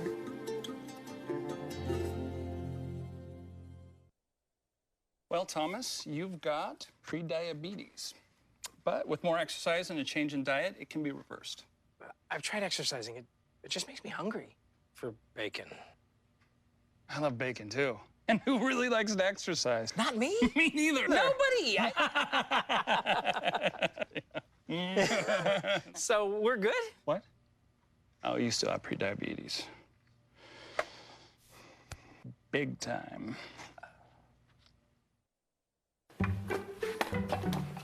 What do you call a pig that knows karate? Pork chop. Did you hear about the pony with a sore throat? He was a little horse. Why couldn't the Wait, heard about the scarecrow who won an award? He was outstanding in his field.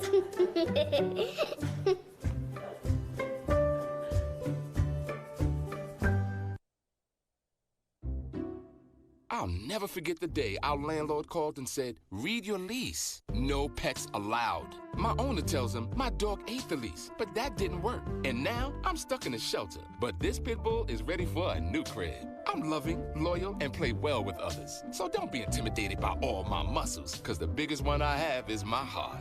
That's right, I said it.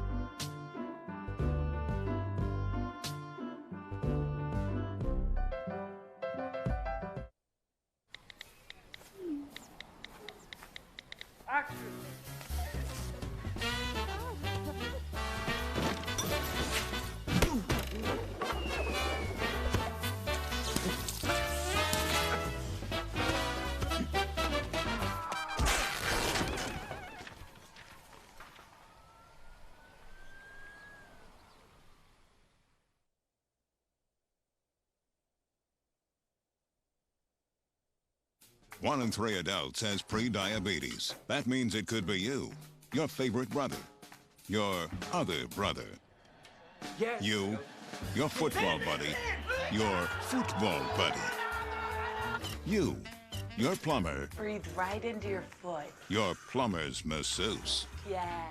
you, your dog walker, your cat jogger. With early diagnosis, prediabetes can be reversed. Take the risk test at doihaveprediabetes.org. What do you think you're doing, Kevin? Was just gonna drive home. There are several warning signs present that you shouldn't be driving. Like hearing voices? Like your text-to-emoji ratio? Oh man, the selfies. Selfies. Nailed it. We all have warning signs that let us know that we're probably not okay to drive. Mine is pretending to be your subconscious. Craig, come on man, let's split a ride home. Julie was always a voracious reader. She'd carry 2 novels on an airplane because she'd read one on a 3-4 hour ride. And at some point, I began to notice that she would read a page and couldn't remember what she had just read, and she'd have to go back and read it again. I don't remember much these days after I read, but less does for me, and I love it.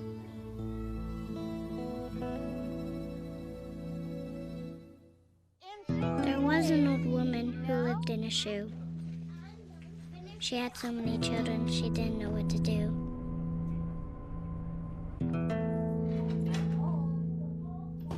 She gave them some broth without any bread and kissed them all soundly and put them to bed. Hunger is a story we can end. End it at feedingamerica.com.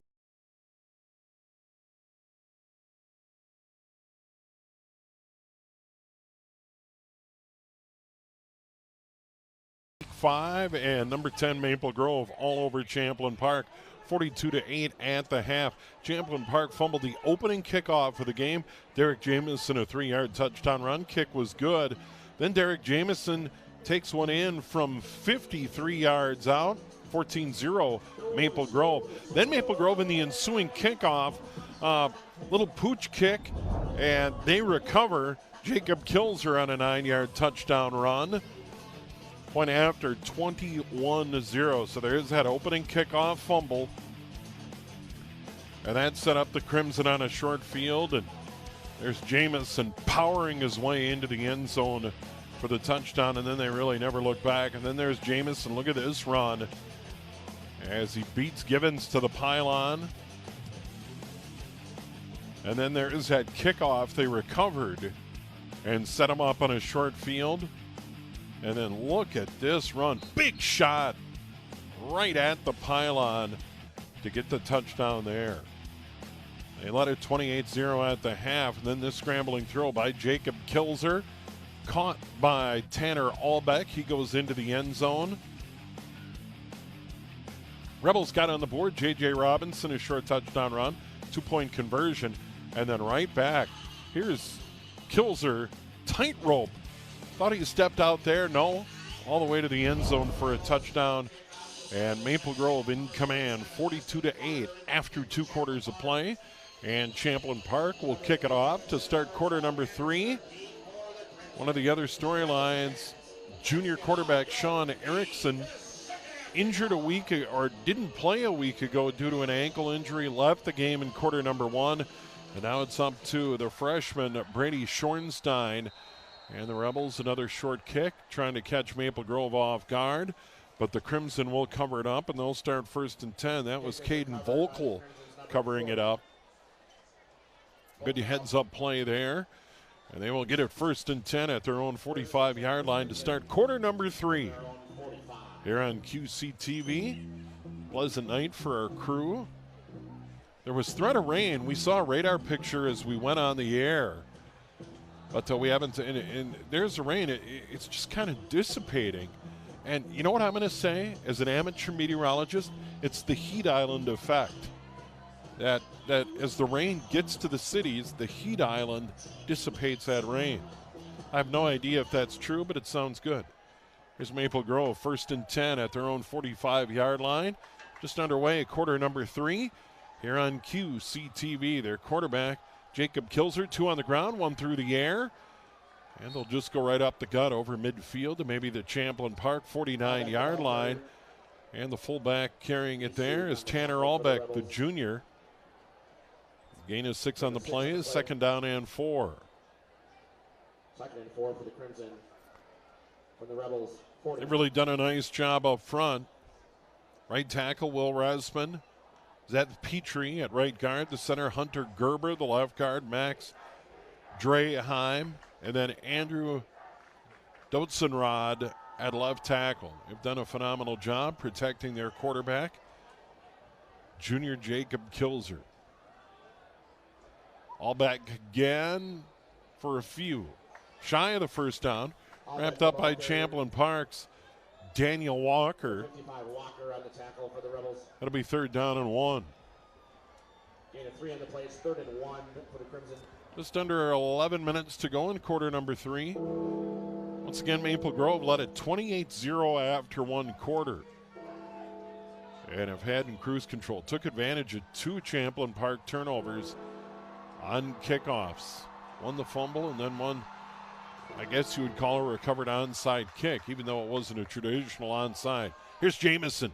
Jamison the first down, but not much more before he's wrapped up and driven back. Logan Ottinger was there for Champlin Park, but he did get the first. Run to the 43. Little forward progress. And I would expect up 42-8. Head coach Matt Lombardi to keep it pretty vanilla. We've seen that so far. Trotting off the field on the far side, Nick Barber. They got 2 wide receivers to the right. And the eye behind the quarterback, Jacob Kilzer. Under center, play action. Here he goes. He rolls out left. Has some time. Under pressure, throws it out toward the far sideline. Knocked away. Good defensive play. Nawazu.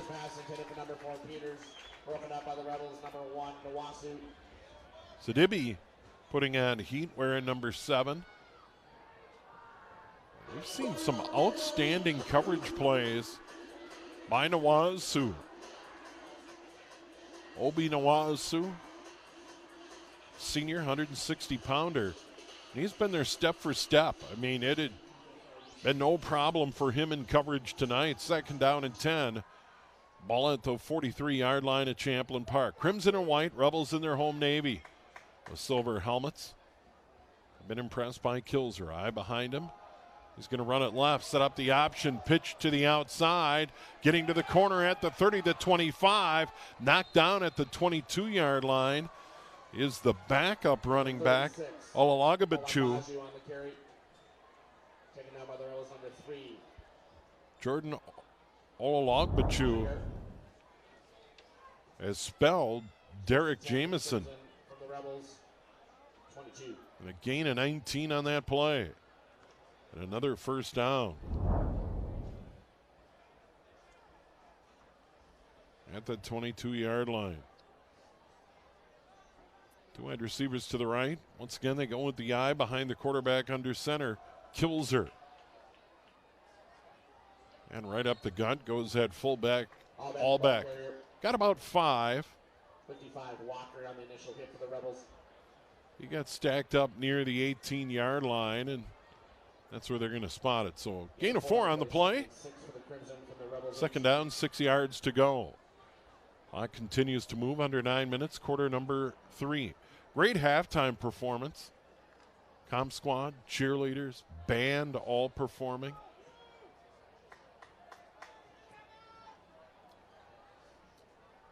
Good job by everybody. Slap back left. Another eye. Rolling out Kilzer. On the run, throws near his sideline. Knocked away at the 10-yard line.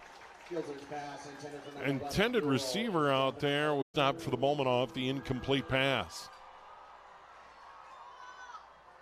Kilzer hands it off. Jamison can't escape a tackle, and he's dropped back at the 20-yard line. Forward progress, maybe had the 19. Good job by the Rebels defensively to flow to the football. Jamison tried to cut it back. I think maybe Gibbons brought him down. back at the 20-yard line. Loss of 2 on the play. Good job by the Rebels. Now they're going to set up for a field goal. 37-yard field goal. And we'll see if Connor Fournier can hit.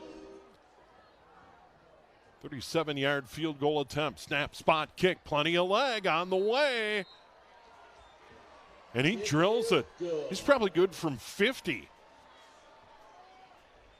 Connor Fournier with a 37-yard field goal for the Crimson. And it's now 45-8 Maple Grove. He drilled that.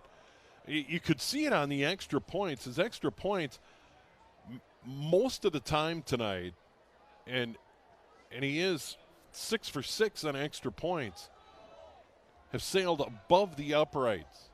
He's getting a lot of elevation in that one. From 37, easily good from 50.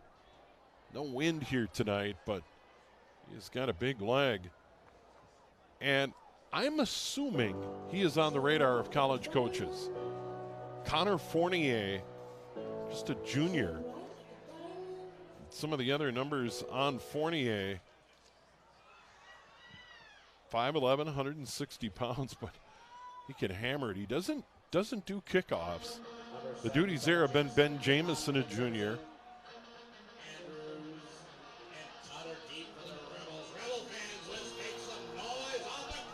Tutton Andrews back deep for Champlin Park. They got fooled once on special teams.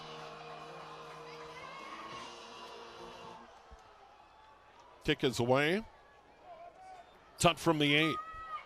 20. Middle of the field, 25. And he's brought down around the 27-yard line. Tut on the return for the Rebels. Taken down by the Crimson's number 22, Cook. There's another look in Anoka Mounds View. Tornadoes lead at home in the third. 23-14. Looks like the Mustangs are driving. Heinrichs nowhere to go. He's down, no gain. He was swallowed up immediately by LaChance. And it is so good to see the turnaround of this Anoka football program. Jim Childs on the call on QCTV tonight. I'm not going to have a job for much longer. Wait. Jim Childs is going, doing a good job. Robinson met in the backfield and swarmed. He was hit the moment he got the football. And that was South. McMahon. Loss of 3, second and 13 for the Rebels. They were just all over that play. Yeah, it was McMahon and then South kind of at the very end, but Aiden McMahon, no chance for Robinson. 23-17 now, Anoka leading Mounds View. They just tacked on 3. And once again, Brady Shorenstein, the quarterback, fumble in the backfield. Not a good exchange between Robinson and Shorenstein. Ball on the deck, and Robinson was able to pounce on it. Another loss. There were 2 drives in a row in the first half where the Rebels went reverse, and they're going in reverse here again. 3rd and 15 for the Rebels. And now they're back at their own 22-yard line. Facing 3rd down and 15 on the dot. 6:22 and counting to go. Shorenstein again. And he's going to drop back and roll out, cut it back. Now he's going to tuck it under his arm and run. He has speed at the 30, 35, 40, all the way out to the 43-yard line. Good run by Brady Shorenstein, the freshman, as he just stepped up and took off and outran a good Maple Grove defense. Look at it here. Nothing there, and then just tucks it under his arm and goes. Gets to the edge. Delivers a little punishment at the end. Gain of 20 on the play. And here's their backup running back, Arthur Russell. Maybe got the line of scrimmage before he's driven back. Russell on the carry. Cade Cook was there. Cook on the initial hit for the Crimson. Maybe give him a yard to the 43. 2nd and 9 for the Rebels. 2nd down, 9 yards to go. They try a little counter play, and it didn't fool Maple Grove. Well, they've been terrific up front. Mason South, Aiden McMahon, Christian Laudholz. Running back again is Russell. Over in the slot right is Givens. Made some good plays. Drops back, sets it up, underthrows Russell. They set up the screen, and he just underthrows Russell. 3rd down and 9.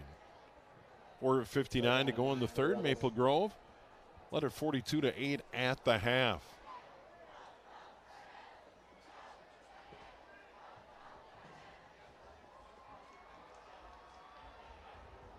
Before we say goodbye, we'll take a look at the Skansen, Sawyer Skansen. Just dropped the Rebels, no gain. Actually a loss back to the 40-yard line. Loss of 3 on the play.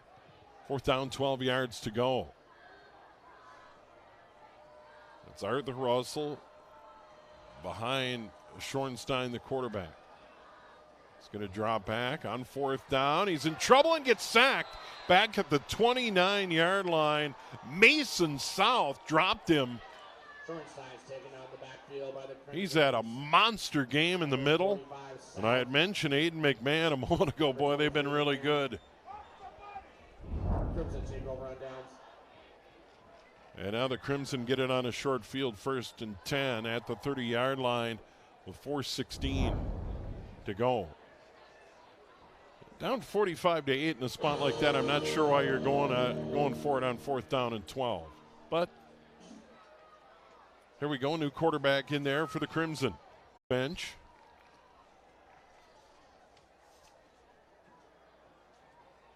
Tense, a senior, 6'1", 180 pounds. They'll come up under center. And they'll toss sweep right side. And a good job there slowing down the running back for a loss on the play. That was Kuiper again. That's a pretty good spot. They say he got back to the line of scrimmage. I would argue we lost a couple on the play. Good pursuit by the Rebels defensively. 3rd down and 5. Coming up on 3 to go in the quarter. It was 42-8 at the half.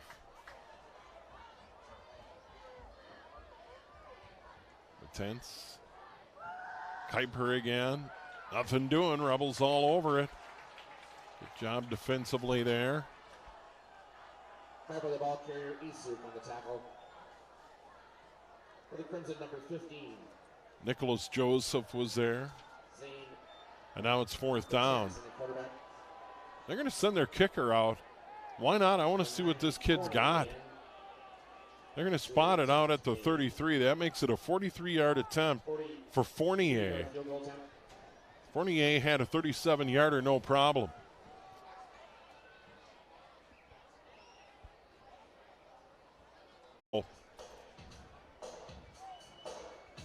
He showed something on extra points that he gets the ball up so quickly and it sails through the uprights. There's no way to block that. And you can see right there, no problem. And moving forward for his prospects at kicking at the next level, that puts that on tape. A 37 and a 43-yarder, no problem. And now Ben Jamison's going to come out, tee it up again. This has been pretty frequent. Maple Grove scored on all 4 possessions in the first quarter. And then in the second, touchdown, fumble, touchdown, end of the half. Here's Tutt. Tutt's got some room, 30, 35, 40. Run out of bounds over there on the Maple Grove bench. And good field position. So Emmett Tutt, a fine return for the Rebels. With 2 minutes to go in the quarter. 41-yard line. Champlin Park will start there. 1st and 10 for the Rebels. Be at the 41 officially with 2 to go in this quarter. Big thanks to our QCTV crew. Always a pleasure to work with Taylor and company. Hasn't turned out well for the Rebels tonight.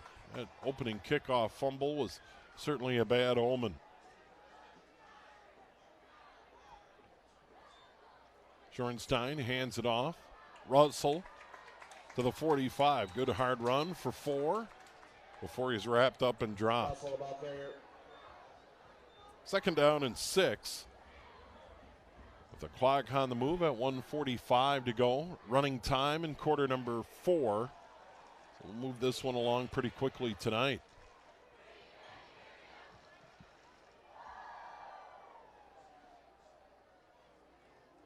Russell stopped short of the line of scrimmage. Maple Grove stacked him up in there. Good job defensively.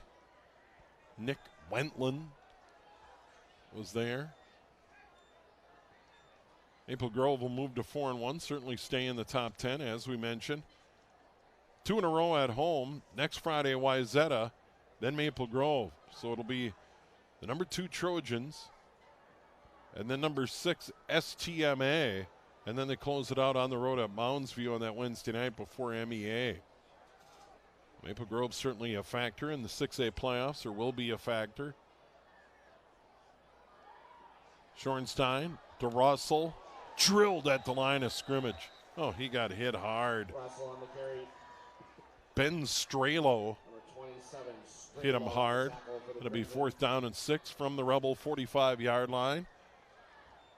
And they're not going to need to run another play here in the third. 25 on the clock, 28 on the play clock. So I think the math works out where the Rebels don't need to run one, and they won't.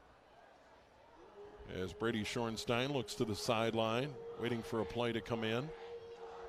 And that play will not come in. We're under 10 to go in the quarter, and that's going to be it.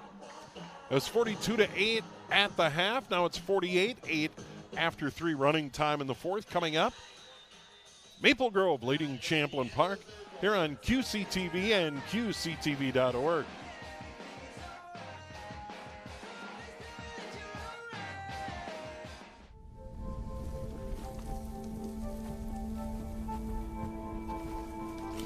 Eva Marie smoked 12,000 packs of cigarettes over 15 years. She quit, and now there's a new lung cancer screening that could save her life. You stopped smoking. Now start screening. No matter how much you've smoked, early detection could save you. Talk to your doctor or learn more at savedbythescan.org.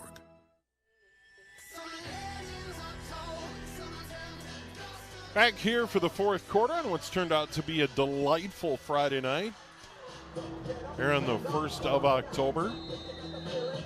Not so delightful for Champlin Park, but a good crowd on hand supporting the Rebels, and a great crowd made the brief trip over from Maple Grove. And one of the top plays of the game, Lorenzo Andrews, retrieves a high snap and uncorked a beautiful punt. There's a fair catch at the 23-yard line. And that's where Maple Grove will start. Here's Breivik waving the arm over his head.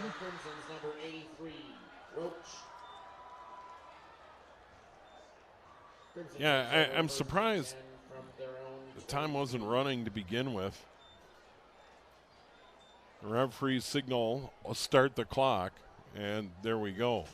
Should be running time here in the fourth, 48-8.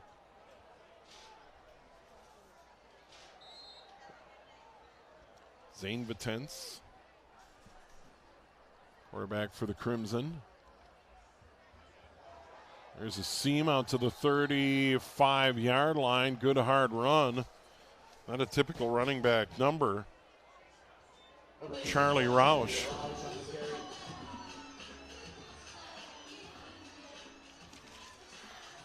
Roush and another first down for Maple Grove. Out to the 34-yard line.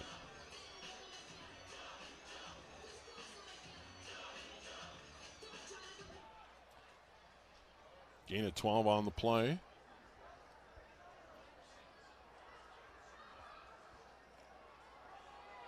Roush stacked up.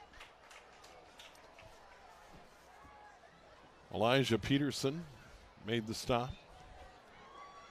Roush on the carry.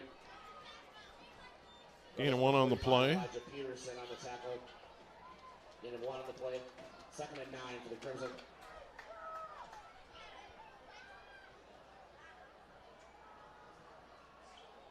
So Champlin Park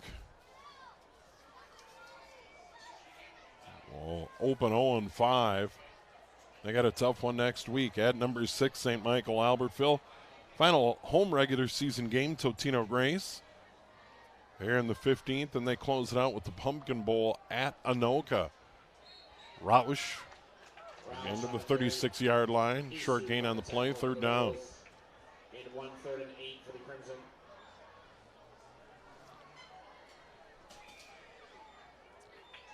Matt Lombardi has gone to his bench. Nick Keenan gone to his bench here.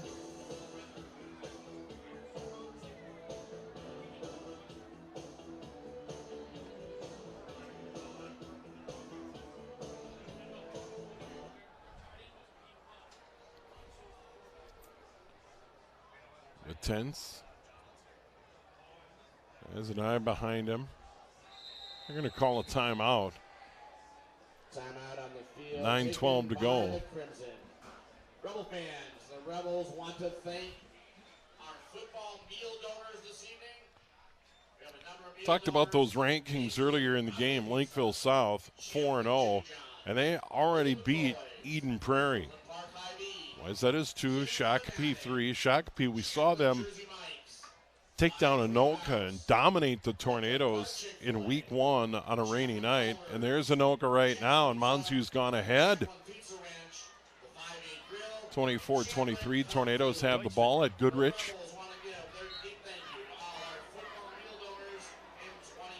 Looks to the sideline.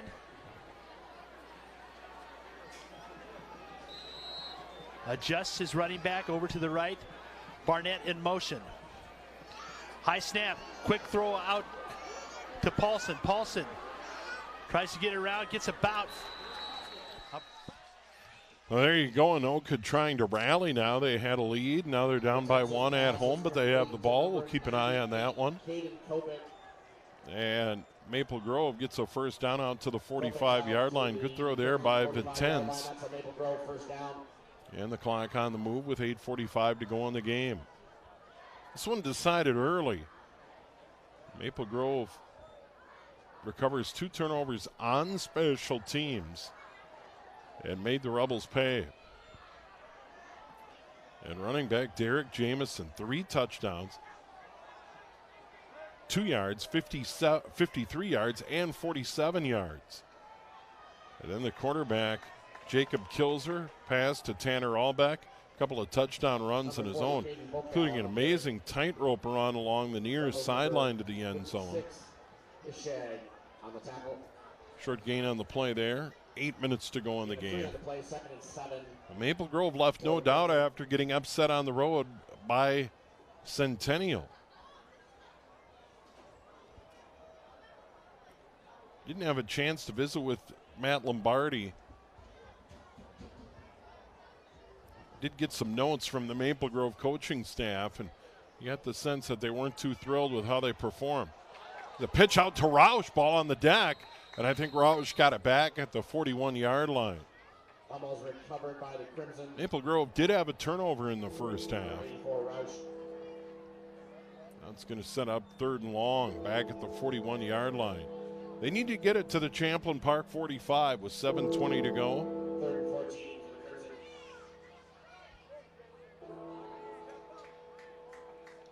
No hats or coats needed. A lot of people wearing shorts in the stands. I wish I would have stopped at home to put on the shorts after work today. Vitens, the quarterback. Vocal, the up back. Play action, Vitens drops back. Under pressure, over the middle, nobody home. Intended receiver down the middle of the field was Nick Ray, but it falls harmlessly. Now it's 4th down. And once again, No win whatsoever. When I got here to Rebel Stadium, check out the Tackle Cancer table on your way out of the stadium this evening. no breeze. Thanks for all your support. Not just a bit of a breeze here tonight, but not much. Jameson's in the punt for the Crimson. Ottinger and Tutt deep for the Rebels. Maple Grove's going to punt it away. Ben Jameson, high short kick, barely gets over midfield. Goes out of bounds at the 49-yard line. So I'd like to have that one back. Champlin Park will have the ball in good field position with 6:03 to go in the game. Trying to get more points on the board, gain a little confidence. Because based on the injury to Sam Erickson, the quarterback, re-injuring that ankle, played in weeks 1, 2, and 3, didn't play a week ago against Minnetonka, goes out in the first quarter putting no weight on it. Well, it looks like going to be Brady Shorenstein's team.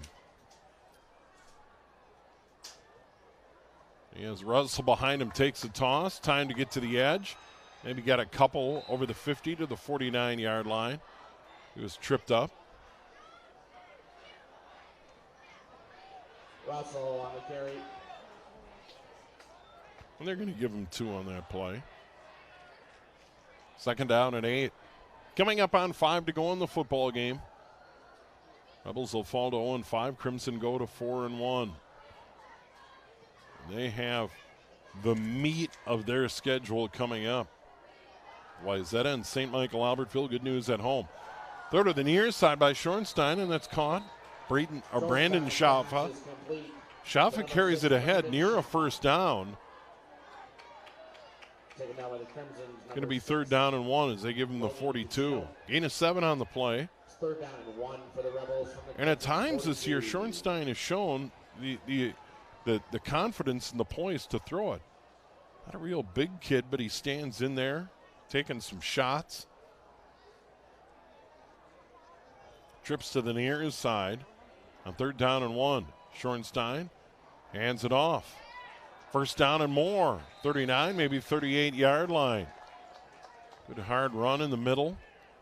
Number 25, Jakarta Davis on the carry for the Rebels. Ball carrier there, Jakarta Davis, a junior, 165-pounder. Another Rebels. First down. Davis gets that 1st down. We'll take that. Coming up on 4 to go in the game. It's going to be Davis again behind Shorenstein. Takes a snap, hands it off. Davis inside the 35 to the 33. Takes a hit, but that was Wentland. Wentland with a big hit. On Champlin Park, Blake Stahl. Good throw, but we got a flag in the backfield. It could be coming back. Flag in the backfield. Stahl may have got away with the push before he caught it and goes into the end zone. They could have, and they didn't. Rebels are going to try the extra point here. Aston Carter. Snap, spot, kick. And he hammers that through. So Champlin Park, a little something to smile about late in this one. They go 51 yards. Capped by that Shorenstein to Stahl touchdown pass. And I'd like to look at that one be enforced on the kickoff, as you heard a moment ago. But Blake Stahl, the junior, catching the touchdown pass from Brady Shorenstein.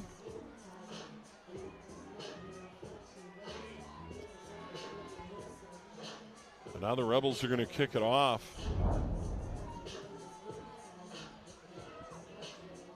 At the Maple Grove 45-yard line.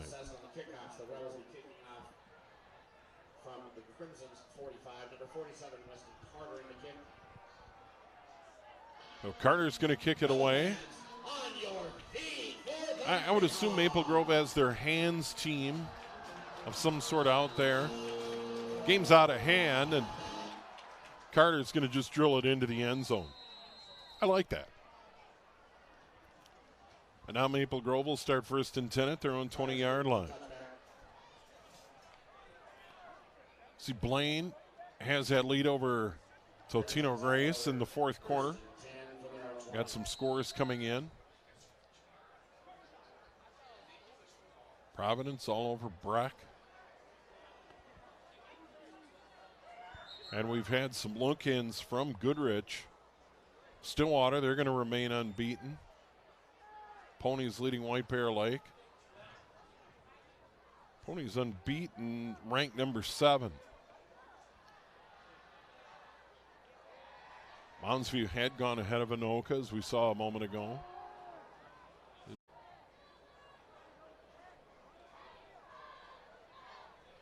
Woodbury trying to stay unbeaten, leading Eastridge. Tornadoes have gone up 31-24 over Mounds View at Goodrich. And there you can see it. And once again, Anoka football had been down for a number of years. You know, managing maybe a win here and there. And now they've certainly bounced back and maybe turned the corner, and that's certainly a good thing. A proud tradition in Anoka football and Goodrich Field. And